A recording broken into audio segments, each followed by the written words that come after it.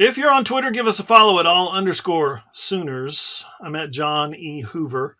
Ryan is at _Ryan Chapman. You can follow Ross at Ross Lovelace, and Randall is at Randall Sweet 5. That's where you're going to get your recruiting news.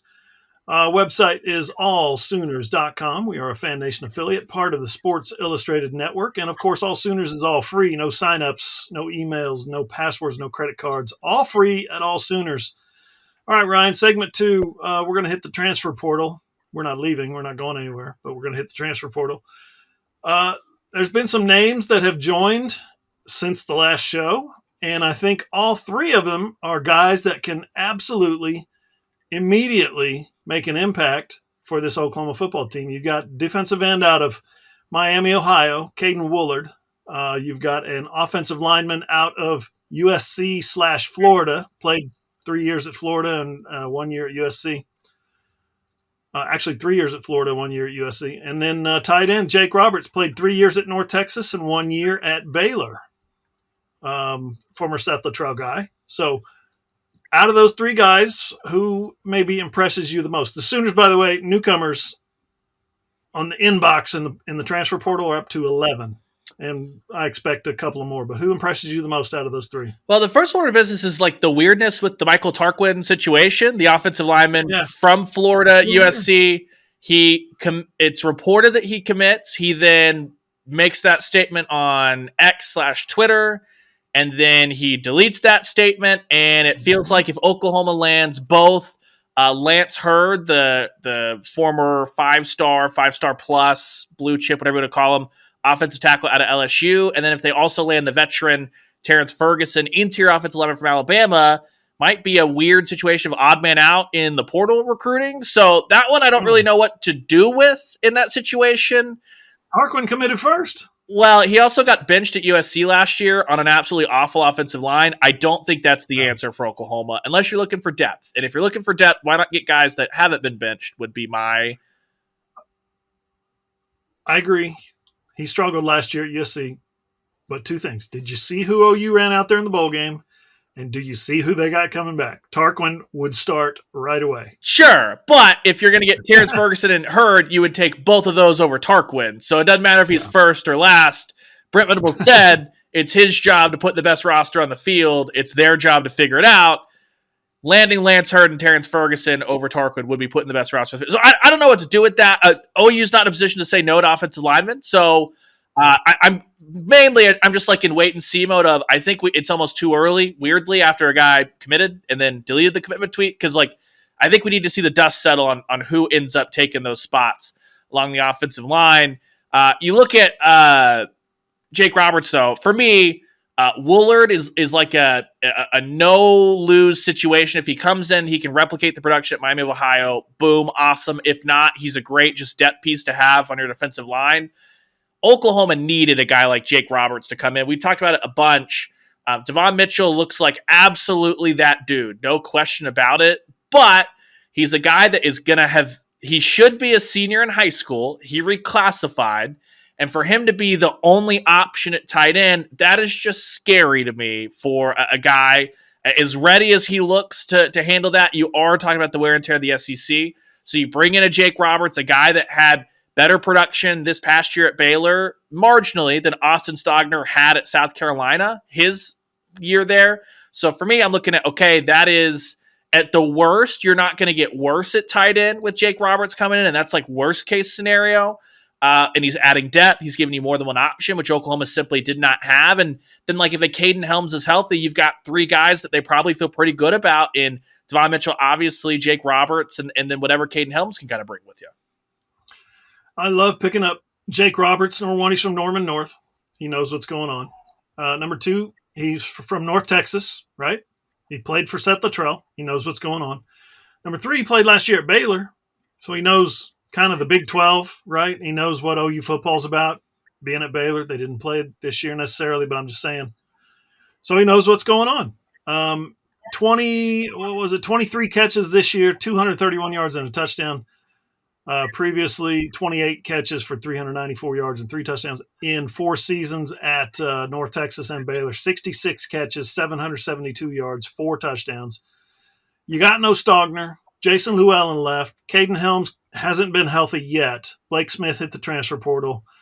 And as you said, Mitchell is basically a high school senior right now. So you need this tight end. But maybe the best thing about Jake Roberts, little brother Nate Roberts, 4-star tight end in the 2025 class.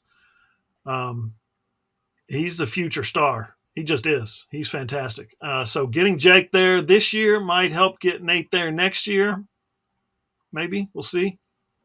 I really like Willard too. Caden Willard, the defensive end out of Miami, Ohio. Edge rusher, 6'5", 250. He played 3 seasons for the Redhawks. He got 9.5 sacks last year. I should say this year. Is it last year now that the national championship game's over? It's last year. In 2023, he finished with 9.5 sacks. One of those things. 9.5 sacks. My favorite thing about him, he's from Massillon, Ohio, Washington High School, same high school as noted football legend Chris Spielman. Yeah, that Chris Spielman. Played forever for the Detroit Lions, 3-time All-Pro, 2-time All-American at Ohio State. Chris Spielman got famous, though, in high school. He was the first high school athlete on the Wheaties box at Massillon. I remember eating Wheaties my junior year of high school, and there was this dude in a white jersey and a spike mullet, and he had a Massillon across his front, and I was like, I want to be like that guy. Some high school player on the Wheaties box? Are you kidding me? Yeah, I might have been a sophomore, but either way, that inspired me. I'm like, teach me more about Massillon.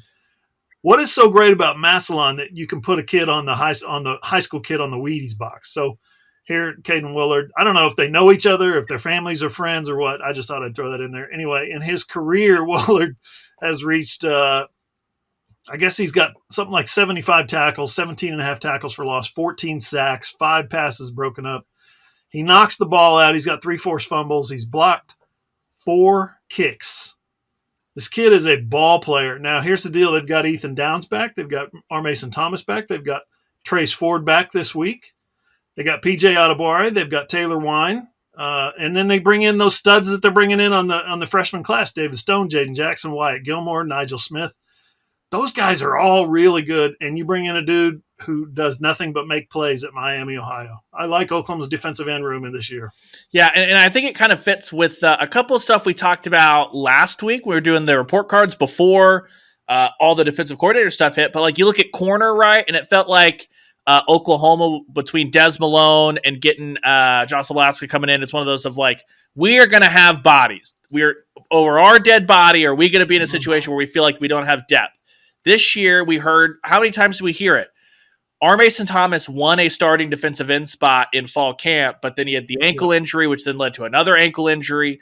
And then suddenly we're sitting here going, that's probably Oklahoma's most gifted pass rusher that just wasn't a factor for the first half of the year, really, because he couldn't get on the field. And then it felt like it took him any kind of ramping up process. And so now it's okay, all those names you mentioned, it takes one more injury, one more freak, whatever, to not have a pass rusher and go into the SEC. Oklahoma's got to stockpile all the help they can get all over the place. Tarquin is interesting to me also because he's big. He's 6'5", 300, 4 years at Florida, and then 1 year at Southern Cal. 10 starts at left guard, 10 starts at left tackle. He's also started at right tackle. He started 8 games for USC last year at right tackle. So he's a guy that's got some versatility to him. He's a stopgap guy. He's an emergency guy, no doubt about it. I think in 2022, he played 350 snaps, posted a nice Pro Football Focus grade. That was at Florida. In 2021, 350 snaps again. A nice grade, nothing bad, nothing worse than what we saw at Oklahoma this year, just in terms of grading. And then in the first 2 years at Florida, he was a backup. But what I like about Tarquin, he's married. He's been married for a year. His father-in-law is Tony Baselli, one of the most, not his dad, okay, not his father, but his father-in-law. Tony Baselli is one of the most decorated, most talented offensive tackles the NFL game has ever seen. So he's Pro Football Hall of Famer. He's a USC Hall of Famer. I don't know how much he works with Tony Baselli, but that might not hurt. That might not be a bad thing if you get some pointers from your father-in-law. Yeah, for sure. And as we've said, when you are leaking bodies, you need bodies. It'll just be a matter of who actually ends up on campus. We're probably, a week away from figuring all that out because, like, these kids got to start making decisions, not because the portal window's closed, all the paperwork's filed, but you got to get enrolled and get into class if you want to be in spring football. Yeah, January 16th is when classes start at OU, so you better get on a roll because it's January 10th right now. You expect another couple of guys, 2-3 guys maybe, to come out of the portal and sign with the Sooners? Yeah, looking at, the names we talked about, Hurd and Ferguson. Hurd from LSU, Ferguson from Alabama.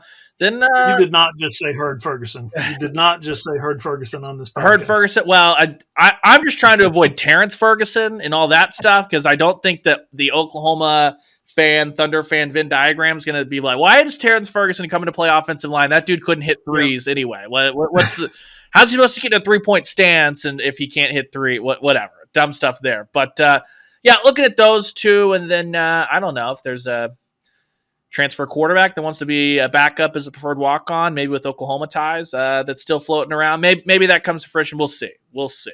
Maybe. Don't forget there's the spring session too, right? They haven't closed that down yet. So after spring football, after spring has ended, I think it's in May, there will be probably a very not a huge wave, but maybe another 3 or 4. I expect another couple, maybe 3 this week, and then maybe 3 or 4 after spring, just to kind of plug holes here and there, find bodies where you need it. We've talked about it in the past.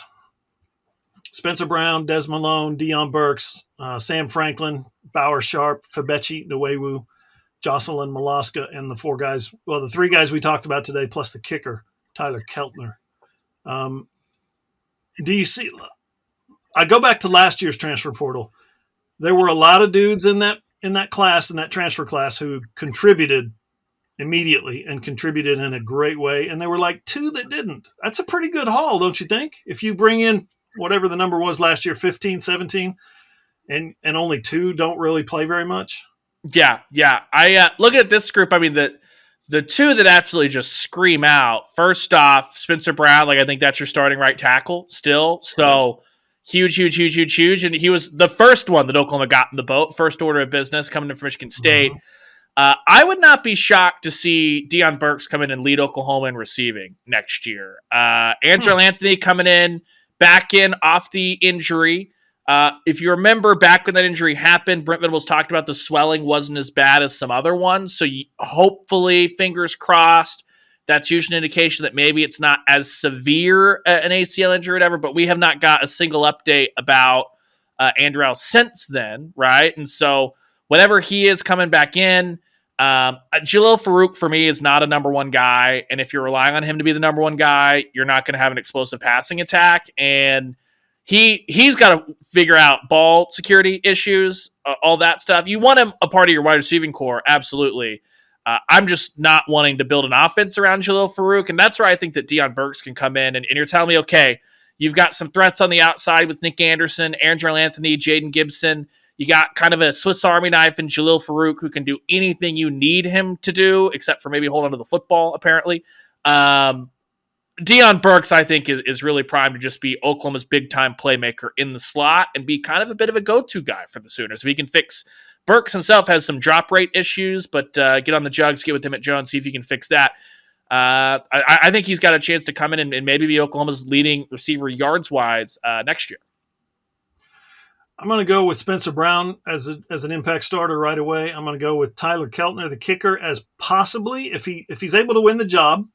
All you got to do is parallel park that thing right through the uprights, right? It's not that hard, right? Stay away from burritos as well. It's a 2-part process.